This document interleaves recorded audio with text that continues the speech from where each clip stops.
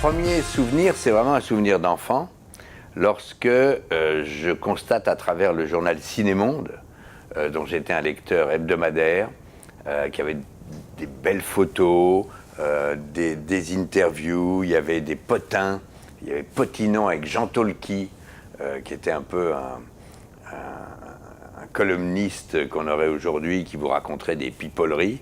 Là, c'était dans les années 50, etc. Et d'un seul coup, tout le monde partait pour Cannes. Et je savais donc que j'allais avoir 2, 3, 4 numéros spéciaux de Ciné-Monde qui me raconteraient Cannes, un peu en couleur, beaucoup en noir et blanc. Et puis j'allais aller à la télé. Il n'y avait que 619 lignes, donc le noir et blanc n'était pas terrible.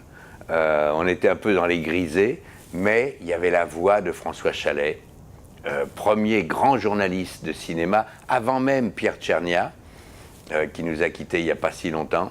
Et François Chalais nous proposait des interviews, des reportages. Il était sur la croisette, il était face aux vedettes mythiques, hommes et femmes, qui nous fascinaient. Je me souviens d'une extraordinaire interview de Sylvana Mangano, que je suivais à la télé, avec la voix très particulière de François Chalais, qui nous racontait ça sur le ciné, sur le pied des comédiens, sur le ciment encore frais d'Hollywood, etc., etc. Ça, c'est les souvenirs de gamin. Et mon premier vrai souvenir,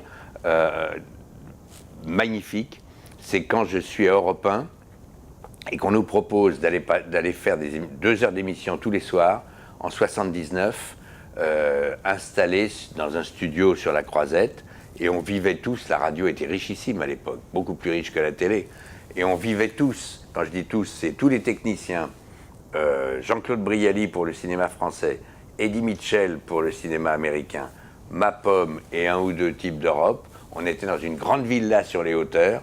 On allait ensuite de 8h du matin à 20h au cinéma toute la journée, et on faisait 2 heures de radio en invitant des gens. Si c'est pas un rêve de gosse, ça. Mon souvenir le plus émouvant, il est assez récent, c'est il y a 2 ans, lorsque le film de Stéphane Brisé et Vincent Lindon vont être primés à travers le prix d'interprétation que reçoit Vincent. Vincent Lindon, je le connais depuis 20 ans, 25 ans. On est voisins, on habite à quelques pâtés d'immeubles l'un de l'autre, et on doit se voir à peu près 30 fois ou 50 fois par an, en se baladant chez un commerçant ou en dînant et déjeunant ensemble. On connaît sa passion, on connaît son côté éruptif, émotionnel, passionnel. Et en début d'après-midi, après les délibérations, Thierry l'a appelé. Il a appelé Stéphane Brisé d'abord pour lui dire « Il faut que vous redescendiez à Cannes pour la soirée de clôture, ce qui veut dire que le film va avoir quelque chose. » Et Thierry ne fait qu'ajouter « Ce serait bien que vous descendiez avec Vincent. » Comme pour dire « Il est l'âme à l'image de votre film, c'est bien qu'il soit là aussi. » Bon, donc ils descendent tous les deux. Et moi qui ai cette relation que je vous dis avec Vincent, je le vois monter les marches, il est 18h30, il fait encore jour. Et puis on descend avec Thierry, on descend jusqu'au palier des marches, au premier palier. Arrive l'équipe du film. Et on se serre dans les bras avec Brisé, on tombe dans les bras avec Vincent. Vous connaissez la tronche de Vincent qui exprime tellement de trucs, même quand il n'exprime rien. Alors, vous imaginez quand il y a une vraie émotion. On tombe dans les bras, il me regarde, je vois qu'il a envie de me demander et en même temps il ne va pas me demander. J'aurais envie de lui dire et évidemment je ne vais rien lui dire. On s'embrasse, il a quasiment les larmes aux yeux, moi aussi. Il rentre dans la salle et il y aura cette séquence magnifique où il implore le ciel quand il comprend qu'il va avoir le prix d'interprétation et son discours d'enfer lorsqu'il est sur scène. Voilà. Mon plus bel éclat de rire à Cannes, ça remonte dans mes années Canal, on doit être en 97, 98, je me souviens plus très bien, et il y a une société indépendante de cinéma américain qui s'appelle Carolco, qui fait des films à grand spectacle, des Total Recall, des films qui coûtent très cher, mais qui font énormément de box-office. Les vedettes sont Sylvester Stallone, ou l'autre c'est Arnold Schwarzenegger.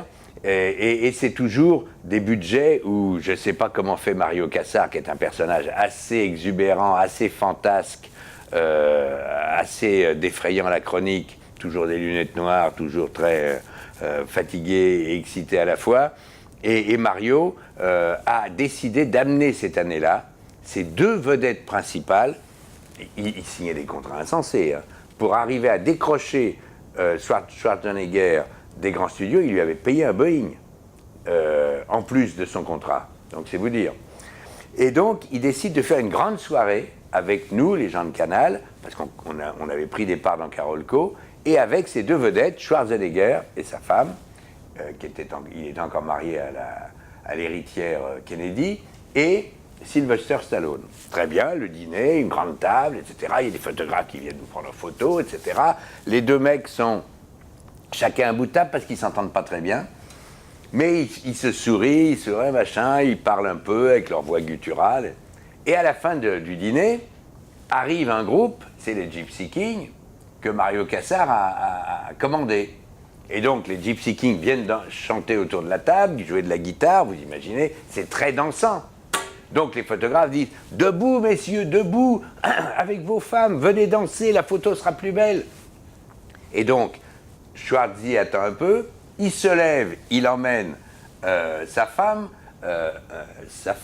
Shriver, et puis Mario Kassar se lève un peu aussi, etc. Stallone ne bouge pas.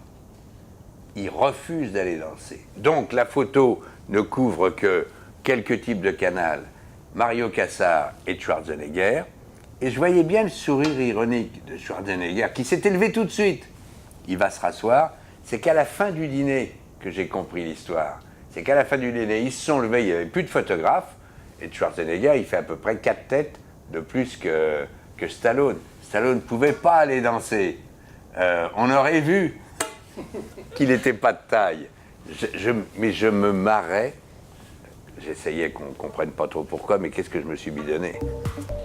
Le souvenir qui est presque le plus dur, et en même temps très beau, c'est presque comme une tragédie, c'est ce moment insensé où Piala va avoir la Palme d'Or pour Sous le soleil de Satan, et tout est dramatique, parce que c'est Montand qui est président du jury, Catherine Deneuve est là pour remettre la palme, et la salle est, depuis le début de la remise des prix, et comme ils savent que Piala est là, et qu'on arrive au terme de la cérémonie, ils savent donc que ça va être Sous le soleil de Satan. Et là, il y a beaucoup de journalistes qui ne sont pas d'accord. Donc Montand, qui a toujours son côté, qu'on a vu quelques fois au cinéma, mais qu'il est également dans la vie, ne prenons pas trop de risques. Donc il souligne, c'est à l'unanimité. Il essaie de mouiller tout le jury. Et là-dessus, il annonce Piala, et ça siffle. Donc c'est à la fois un moment, comme on aime bien, à Cannes et dans toutes les cérémonies, c'est quand quelque chose trouble la fête. Et puis il y a cette masse, ce regard magnifique, ce visage que j'adore de Maurice Piala, qui vient, qui brave la salle, qui fait ce point levé qui ressemble en même temps un peu à un bras d'honneur, puisqu'il dit à ce moment-là, vous ne m'aimez pas, je ne vous aime pas non plus, et à côté il y a la robe fleurie et le magnifique chignon de Catherine Deneuve. C'est pour moi une image où tout est dit. C'est l'amour du cinéma qui est toujours passionnel, donc il y a des pour et des contre. Il y a des personnages dont le talent historique, universel, est aussi synonyme non pas de provocation, mais qui provoque des débats et des débats passionnés. C'est ce qui fait la beauté du cinéma. Et on a eu tout sur la scène ce soir-là. Et Montand a joué son rôle de gros malin. Le Festival de Cannes, c'est un festival, ça veut dire une farandole de dessert. Et en même temps, c'est l'expression, c'est une farandole de dessert parce qu'on vous offre ce qu'on estime avoir de meilleur en magasin, du cinéma mondial, de premiers films, de grands noms, de magnifiques vedettes, de nouveaux visages. C'est une farandole de dessert. Et en même temps, c'est tout ce qui fait l'immense grandeur universelle du cinéma. C'est que chacun a son film préféré. Chacun cherche son cinéma. Donc il va y avoir débat, il va y avoir discussion. Et en même temps, on sait que tout va partir de Cannes pour vivre toute une année. Il y a les Césars, il y a les Oscars, il y a les entrées qui vont mettre tout le monde d'accord. Et tout ça vient d'une espèce de crèche qui est en haut des marches dans le palais pendant 15 jours et qui va faire naître tout un arche de Noé cinématographique pendant un an.